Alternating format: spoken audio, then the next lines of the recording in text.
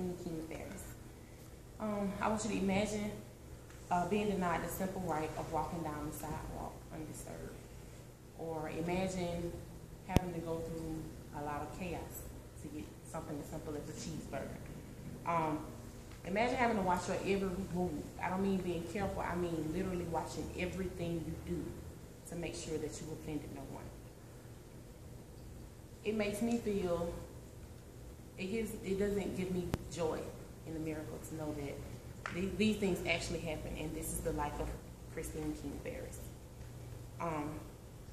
She's a prolific speaker who comes from a long line of prolific speakers, including none other than her brother, the Reverend Dr. Martin Luther King Jr. She used her platform as a speaker in her career as a professor at Spelman College, and she also taught people that through her speeches that it's not the color of your skin that determines your worth. Now let's take a step back and begin at the beginning.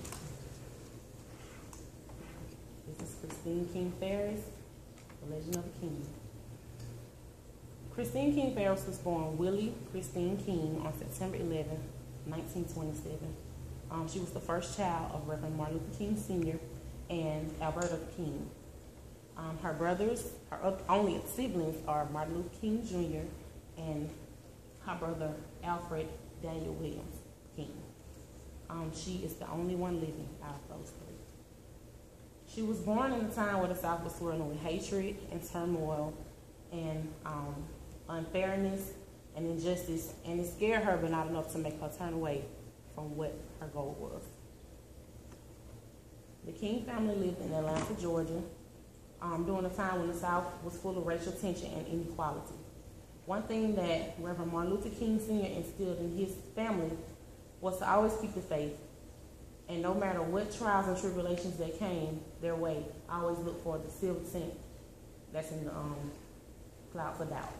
This philosophy was tested time and again, and they grew to be one of the most prolific families and frontrunners of the civil rights movement. She is still a champion for nonviolence. The importance of speaking when it comes to her career, as I stated before, she was a professor at Spelman College. She's one of the most decorated professors to ever teach there. This career choice in itself is very important in the form of public speaking, because her lectures in itself was public speaking. She had to convince her students that the information she presented to them was true and fact.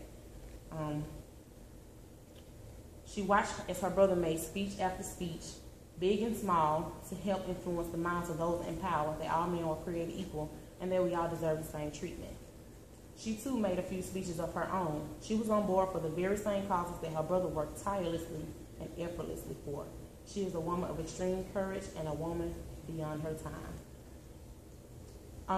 Some other positions that she held: she was a college professor, she's a motivational speaker, she's a front runner for justice, an author, advocate for social change, and she also held offices for the National Association for the Advancement of Colored People, the Southern Christian Leadership Conference, and she held office for the Martin Luther King Jr. National Historic Site.